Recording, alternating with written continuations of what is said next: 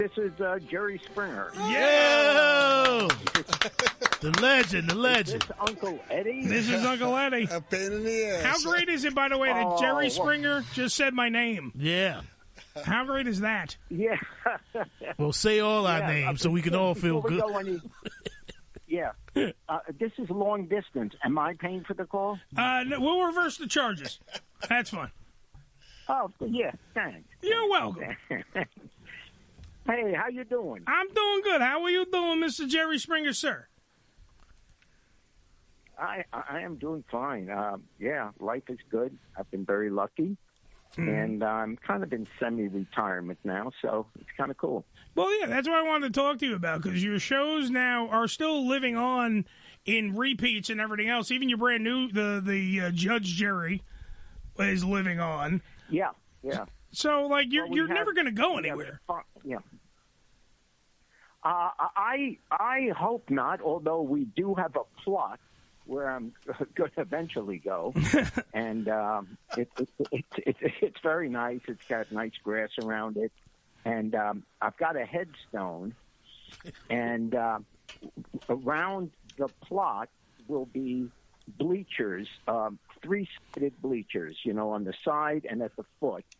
And right over the headstone will be a screen that 24/7 will play reruns of the show. Nice. And on my stone, it's going to say, "I won't be right back."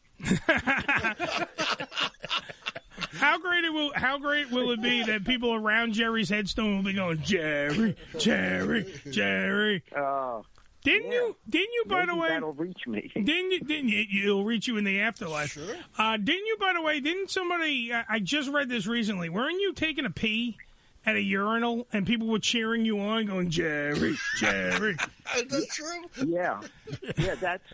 That was probably the most uncomfortable moment of this whole thing. I was at a I think it was a Bengals football game, and in the arenas there, during the course of the game or halftime, whatever, guys go to, and these bathrooms, the men's bathrooms in these football stadiums are like 20 yards long, and against the wall are all these urinals. Yeah. So there's a line there. There are at least 500 guys in there, and I get spotted, and so when I go up, to take my turn, 500 guys start chanting, Jerry.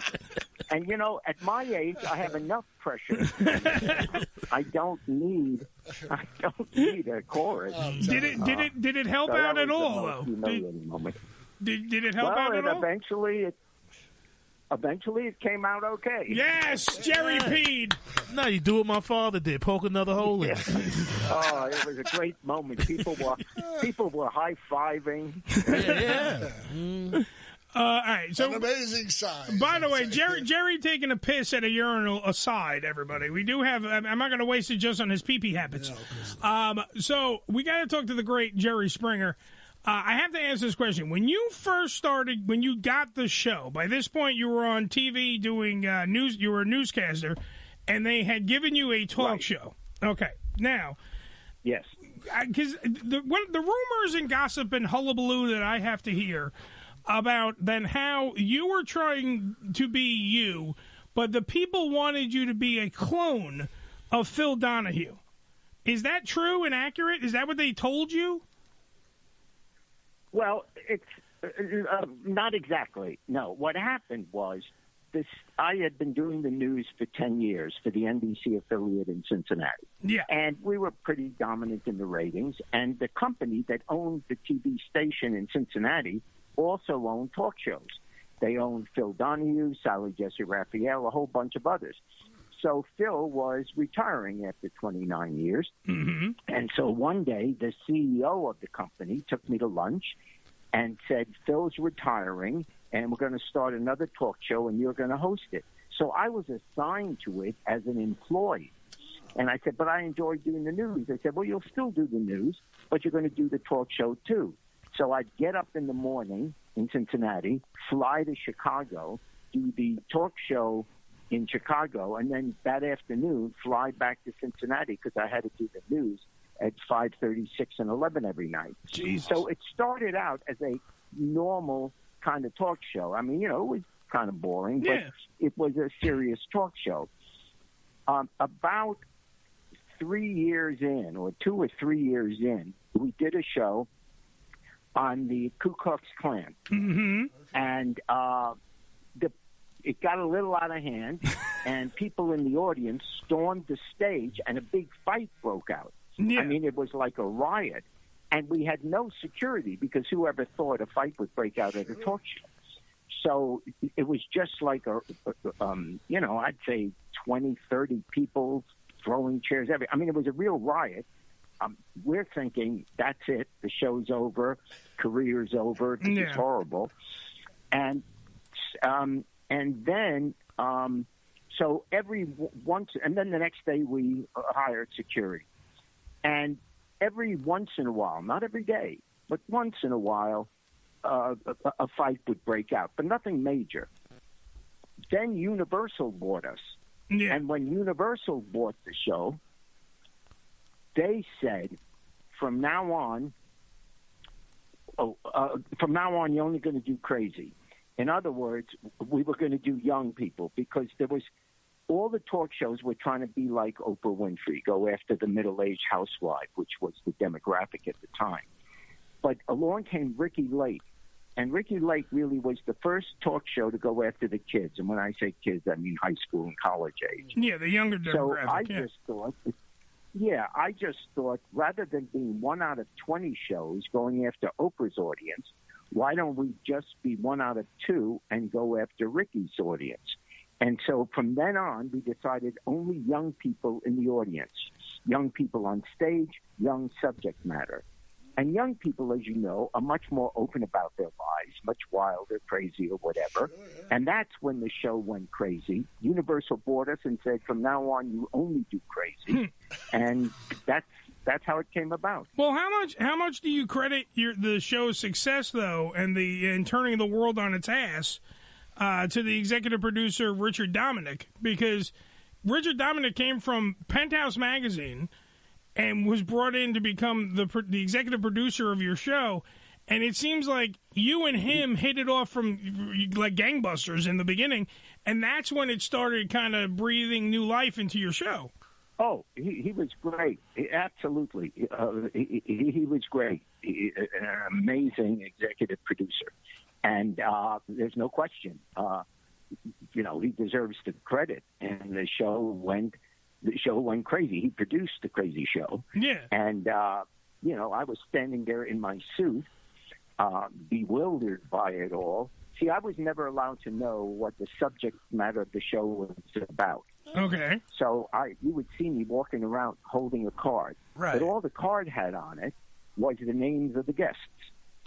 And then my job was to ask questions that you would ask sitting at home, and then make some jokes about it or some quip about it. And so that's what it was. So every day I'd go out there. I hadn't met the people, so that's why I had the names on the card. And every segment started out the same way, me asking the question, hey, here's Bob. Bob, what's going on? And as soon as I said what's going on, he would then tell his story, and the show went from there. And my job was merely to make up jokes and, try to, but be the normal, Jerry, you did a good job person. You did a good job. Well, that's the aspect that I like now, knowing that, because it now puts another level on how great you are as a host, because you have that the perception of the audience. The audience has no clue what the hell they're walking into. And if you're the same way, that's cool, too, because now you're looking at it through their eyes and going, holy shit, I got to be, Keep you on your toes. Yeah, and that's and that really was the idea, because in truth, I'm a pretty normal, boring guy, and so I was like if you had an uncle or a teacher, would walk into the room where you as a kid were screwing around and joking around or getting into a fight or throwing something, I was like the older presence there. And so I never was involved in the fight. No. I never cursed on the show. I wear a suit. At the end, I write my commentary. So, but the idea that I wasn't part of the action, I think, was the genius of Richard Dominic. I mean, that was the only thing I was comfortable with. The truth is, I would not have been comfortable. I'm 30 years old or 40 years older than anyone who was on the show. So it would look just absurd, me getting up there and wrestling and getting beat up and everything. I mean, that would never work, and I wouldn't do it. So I think that's why it worked. But anybody could have done what I've been doing. I mean, stop being modest, Jerry. It's true. No, come on. You did it very, Jerry. You did it very well. Go ahead. 3 things. Go ahead. Well, it worked. Thank you. But think about it. All you have to do is these 3 sentences. You did what? Come on out. We'll be right back. If you do those 3 sentences, you're a talk show host. That's how I got this show. Were you ever shocked? Yeah. All right, wait, hold on. Billy has a question. Billy, the great Jerry Springer's on our show. All Jerry. right, we had a request earlier. Yes. Somebody wanted to ask the question, like, will you ever? Please. Can you go back to Cincinnati and straighten them out because they're in trouble right now? They want you to come back and save them. Well, that's very kind. I loved it. It really was the best job I ever had, being mayor of Cincinnati. Yeah. So that I love the city, and I'm still a Bengals fan. There you go. And we're looking pretty good right now. Yeah, we're looking pretty good. So hopefully, and I also did a podcast there in Cincinnati for 8 years. We did it at a coffee shop there before a live audience, and so I'm there several times a month. And that's very kind. But no, I'm 79 years old. I don't need to be running for office or doing any of that anymore. Don't worry, whoever asked the question. Jerry is here to save Cincinnati, but he'll do it on his own time. Okay, but he'll get it done. Yeah. Don't worry about that. Yeah. By the way, if I don't do this, our weatherman is going to freak the fuck out. Frankie McDonald wants to say hi to Jerry Springer. He's doing it through the Facebook Live. Okay. Jerry, he wants you to know he's Frankie McDonald. He's a YouTuber weatherman who dances from Sydney, Nova Scotia, Canada. Sydney. I said Sydney. Did I say Cindy? You said Cindy. Yeah, so he wants you to know that. Because he is a YouTube celebrity. He is a big deal in Canada, and he wants you to know that now that I've done my part, Jerry, when you're done running Cincinnati and relaxing, you can look up the one and only Nova Scotia. Nova Scotia. He's all the way up there in Nova Scotia. I was actually thinking of moving there when Trump was elected. There you go. You see? See what could have been is what I'm saying. What could have been. Yeah, it could have been. I could have been. Yeah.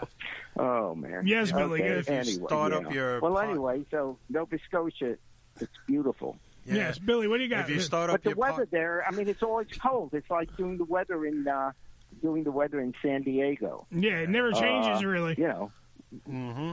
But you just say the same thing every day. He covers the world when he does the weather. So if you start your podcast again and you need a weatherman, reach out to him. He'll cover everything you need to know. We'll give you our weatherman, Frank. Perfect. You can have Frankie McDonald. Okay, yeah, I'll trade you. Yeah, I'll tell you what. We'll take the weatherman for 2 newscasters to be named later. Nice. That'll be the deal. See, we're cutting deals, people. We're cutting deals with Jerry. Jerry used to be a politician. He knows how to cut the deals. Don't worry about it. He knows. Yeah. All right. So a couple of other questions that I got to throw out here. Is it true? Yes, again. Because, by the way, since you are a legend, Jerry, there are rumors, gossip, hullabaloo, like I said before, and I want to clear something up. Did you wrestle a bear in 1980 to raise money for the Olympics? Yes. Wow. Okay. Now, did you? I don't know that it. I'm not sure it was for the Olympics, but it was for a charity. Yes. Okay, and you get your ass kicked. Yes, I did. What it was like, I think it was televised. It was on the local, all 3 television stations. Put it on their 6 o'clock news live. I would go to the convention center, and I would go in the ring, and for every 1 minute round that I lasted with the bear, we would get, I think it was $10,000. Nice. So, and the bear, well, the bear was wearing a muzzle, so I knew I wouldn't get bitten by the bear, but he would otherwise, whack me. His name was, the bear's name was Victor, and he weighed 550 pounds. Okay, so it's the first round. I'm scared to death, and I'm dancing around there, staying out of the way of him, dancing around. And the trainer said to me, "You'll be okay. Just don't touch him on the nose." So I obviously did not touch him on the nose. So after one round, the crowd's cheering, $10,000. This is great. Let's go to round two. Now, I'm a young guy. In 1980, I was, 36 years old. Yeah. So, I'm dancing. I'm starting to feel a little cocky now. I said, what if I just tap him on the nose? That's the last thing I remember. Oh, God. There are pictures and videos of me in the air. And like an idiot, I had my glasses on. Oh. I go down face first. I'm in the air, land face first on the canvas. The bear jumps on top of me. Wow. Now, I'm the mayor. I can't cry. Mayors aren't supposed to cry. There's no crying in mayoring. There's no crying. There's no crying in mayoring. The bear should have been pulled off me. Nah. And it eventually was. But there were pictures in the newspaper. Yeah, that's a true story. Yeah, because I heard you went the next day. You went to a council meeting and you had a big lump on your face. He did tell you not to touch his nose. More than that, scars. I mean, he pounded. He mauled him. But I was warned, so it was my own fault. Yeah. Well, Jerry, you're to blame. Being hard-headed. I blame Jerry Springer. I know. We all would have done it. Which, by the way, that was another thing. The blame of Jerry Springer. You went in front of a city council. Because at one point, I remember there being, I think it was a priest who came out and made it his mission to end the Jerry Springer show. It became like his. No, what go ahead. You fill me in. I could be wrong. Go ahead. No. Well, you're around the edges. Here's what happened. Okay. There was we taped the show in Chicago. Mm-hmm. And this was in the mid-'90s. This was during the show's heyday. The ratings were unbelievable. And there was a councilman in Chicago who, figured this was a great issue. He'd get a lot of play, national publicity, to ban the show in Chicago. And his argument was, since our security were off-duty Chicago police officers, when there was a fight, when there was an assault, why weren't these people arrested by the Chicago police? And if the only answer they thought they would get is if the show was fake, in other words, it wasn't a real assault, no one was going to get hurt, so that's why they weren't arrested. But, of course, if we ever faked the whole thing, then that would be the end of the show. Absolutely. So he figured he had us either way. Either these police officers have to be fired for not arresting the guests, and then, of course, how could we continue the show if everyone knew that they would be arrested if they got out of their chairs? And the other way was to say, it's all fake, and that would kill the show too. So they had hearings. The entire city council subpoenaed me to come. They invited me. It wasn't a subpoena. I voluntarily came. You offered to go to the witch hunt.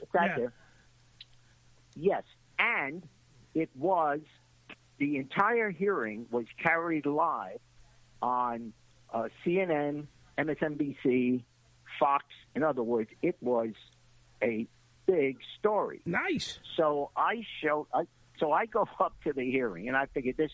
First of all, legally, they had no basis at all because it's under the First Amendment, and the FCC is the only one that controls the airwaves. So no local community has the authority to say something can't be on the air. Absolutely. Only the FCC can do that. And you can understand that because if every community in America can make its own decision whether it's allowed, you'd have no national television. Competitors would just file a complaint for their opposition. And everything would be off, yeah. I knew I wasn't going to lose the case. Anyway, so we're about an hour and a half, 2 hours into the hearing already. You know, the questions were coming, not difficult. And I had a young attorney that works for the show sitting next to me, and I told him, I said, look, every once in a while, I'm going to lean over and whisper in your ear like you see in the movies, and you pretend to be giving me advice. They ask a question, and then I'd put my hand on the microphone, I'd lean over, whisper into his ear, and all I would say is blah, blah, blah, blah, blah, blah, blah, blah. And, of course, he would laugh. And so then came the final question.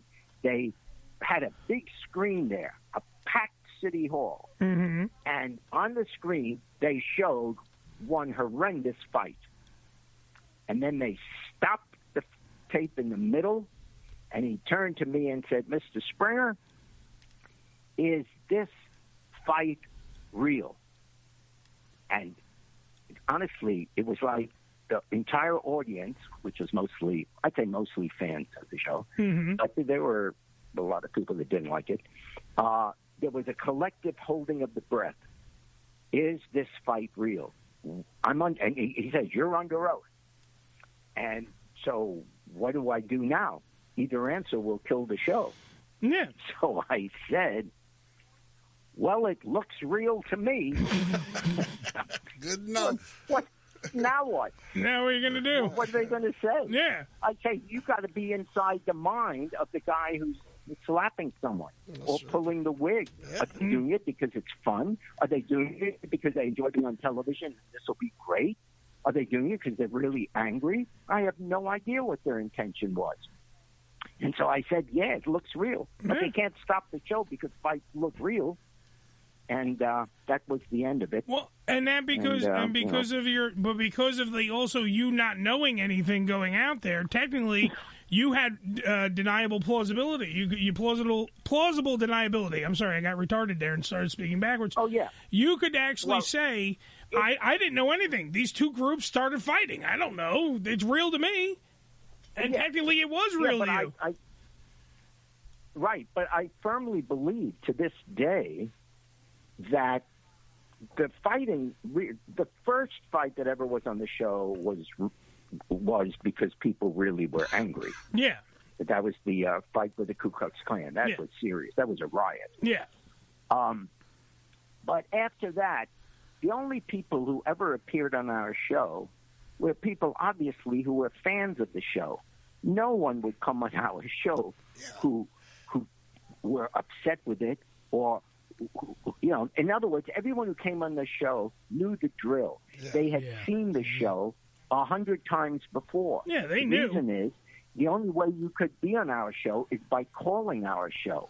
And we're not in the phone book. The only way you could call the show is at the end of the show, our number was on the screen. So the only way you'd know the number is by watching it lots of times.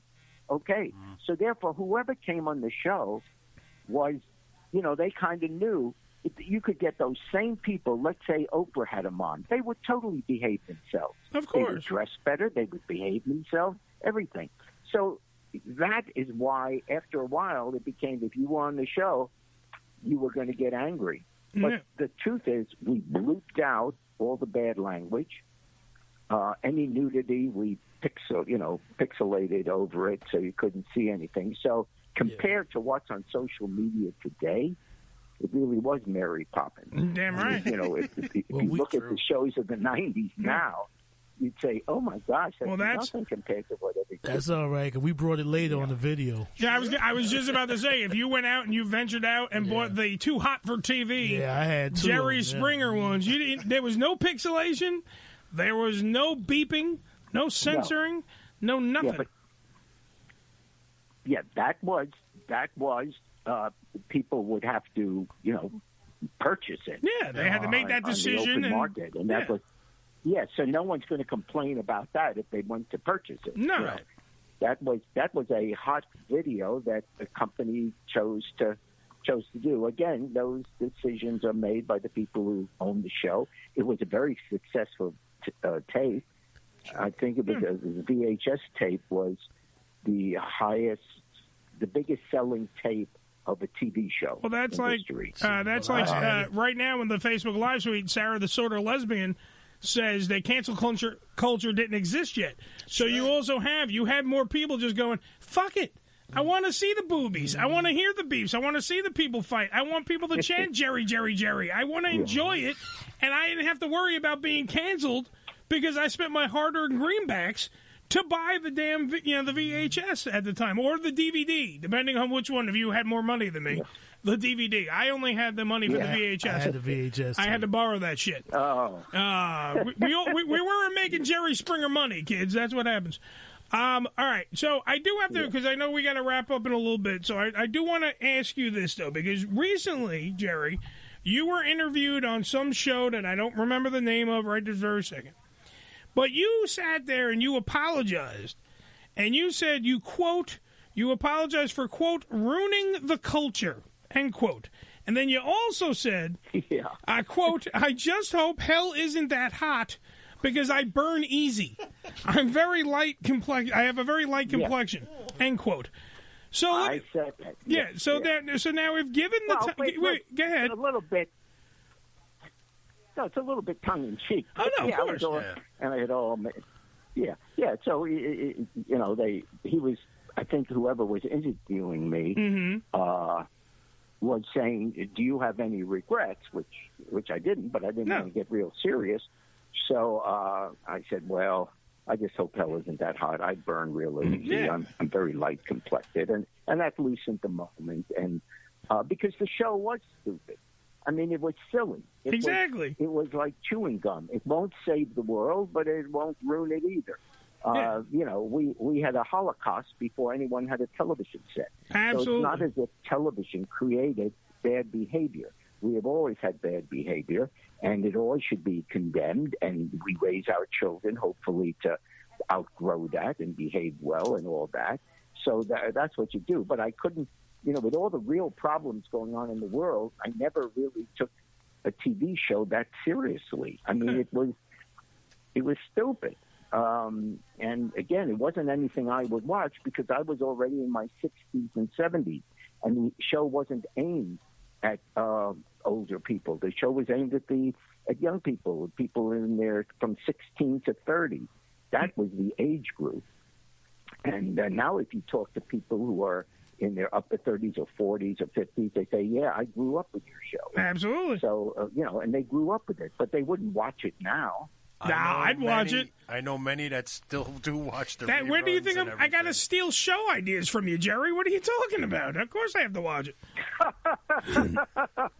Just send me 10%. Damn right. We'll give him a little bit off the top. It's all right. Isn't his your ex-security, don't he still have a show on there? Steve Wilco. And I hope you're getting a cut from that. Oh, yeah. Well, Steve, he's a good friend. And, I'm one of the producers of the show. Nice. Okay, yeah. Of course, Jerry's name has to be on that. He made Steve. He should make a surprise appearance. You should come on and make a surprise appearance. He'll go nuts.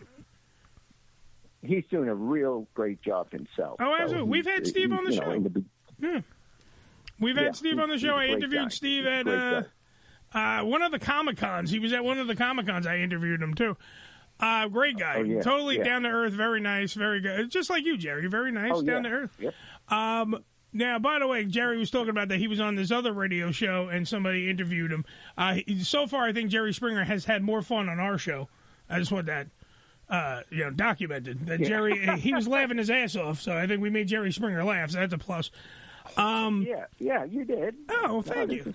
Well, I mean, it's not every day I have a legend on my show. I have to, accommodate and make sure I make you have a good time. So it's like you bought your A game. I'm trying to. I bought it. I brought it today. By the way, so a lot of people saying that Jerry Springer was on always on my TV when I came home from school. That's from Trish.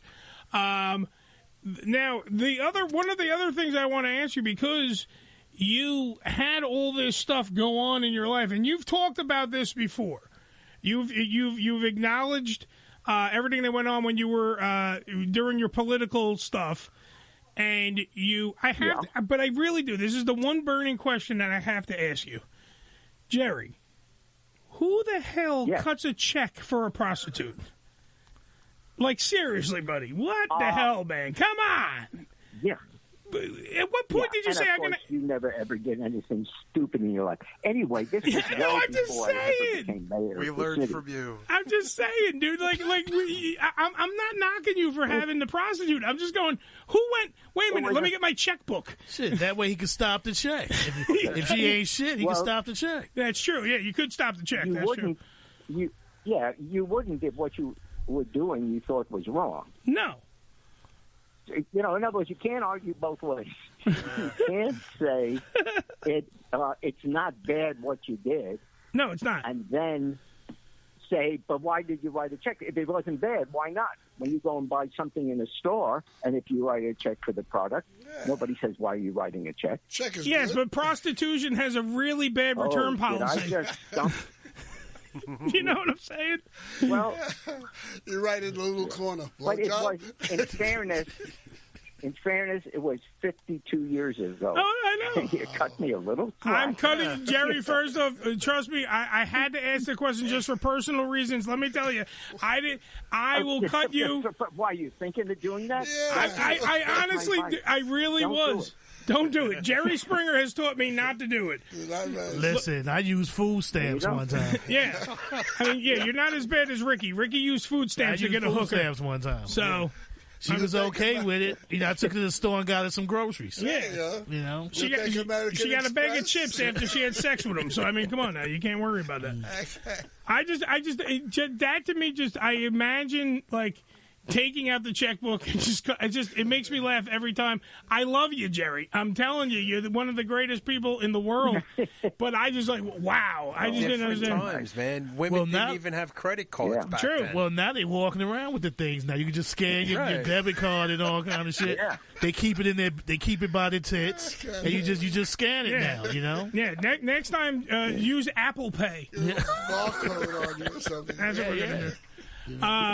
On that note, I hope I haven't alienated Jerry Springer. I just had to ask that question because it was just... You have not. Yes. You have not. This has been a lot of fun being on. You're a good guy. You're very talented. Oh, thank you very much, sir. This is Jerry Springer saying this, everybody. Pay attention. This is good. Thank you. The meds kicked in. All right, so what we learned today from Jerry... Jerry pull some strings. We'll let Jerry do a final thought, too, if he wants to. But listen, we've learned that the fights were 100% real to him. Absolutely. He fought a bear. Yes. All right. I put the video up. The bear up. won. Yes, by the way, we have the video in our Facebook Live suite of Jerry Springer fighting the bear in 1980. We found the video. Billy found it. It's up in the Facebook Live suite. You can watch it right now if you wish. That bear was stuck to slug. That was chic. He's having flashbacks of the bear. Hold on. He said, what happened to bear shit on him? Man. Yeah. You're a crazy person. We learned that the executive producer Richard Dominic did change the show, but we also learned that Jerry had a vision of the show too, and he also didn't know anything. It's a genius move because that way, number one, Jerry can't. I didn't know what was going to happen. Yeah. I'm just hosting a talk show, and then on top of it, well, it's not that. Yeah. Yeah, but the reason is not to be able. Obviously, my name was on the show. Yeah, it was that I'm not a great actor. So if I knew what was going to happen, sure, then any reaction I had would look fake. Right. So the only way it would be authentic is if I was told what was happening the same time the audience was. Sure. So then the reaction I had is a normal response. That is what made it funny. If I already knew, it would be horrible. It would be like, oh, my God, what just happened? Excuse me, Jerry, no one's gonna go for that. Excuse me, Jerry. I would like to call bullshit because I saw the movie Ringmaster. You are a very good actor. Oh, don't take that away from yourself, sir. You had me for a minute. I guess the Academy doesn't have my address. No. That's the problem. That's the problem. Tom Hanks always got your award. I'm sorry. Did anything ever shock you on the show, Jerry? Were you ever shocked? Were you ever shocked by anything on the show? Joe wants to know. genuinely shocked. Like, holy shit! What am I? What am I doing? Like, stop taping. Stop taping. The only time I was, and then I got to go. Okay. But the only time I was we had the guy who married his horse, and that would shock me. He lived in Branson, or right outside Branson, Missouri, and the show started with him. I don't remember his name, but I'll just say Bob. Mm-hmm. So the show starts with Bob sitting in a chair on the stage, and I said, "Welcome, everyone. Here's Bob." And as I did every time, I said, "Bob, what's going on?" And Bob, who's about a 50-year-old man, says, "Well, I'm having trouble with the neighbors." I said, "Oh, what's the problem?" They say they don't like my wife. I said, "Why?" And he said, I don't know. She keeps to herself. She's quiet. She doesn't argue. And I said, I'm thinking this is going nowhere. So I look at the card, see who the next guest is, and the next guest is Pixel. Well, let's meet her. Here's Pixel. Out comes this horse. The crowd goes crazy. But I'm thinking what any normal person would think is that his wife fell off the horse backstage. So I say, oh, my gosh, cut the cameras. And Richard Dominic is waving at me. No, that's his wife. What? Yeah, really. And, so that was one time it would have helped if I would have known. Oh, phenomenal. Anyway, guys, thank you very much for having me. Ladies and gentlemen, let me just kick him out the proper way. Ladies and gentlemen, the legend of TV talk, the one and only Jerry Springer. Yeah. Round of applause for Jerry Springer. Hey, Jerry, thanks, guys. thank you, man. Thank you. I really appreciate this. Thank you. Absolutely. See ya.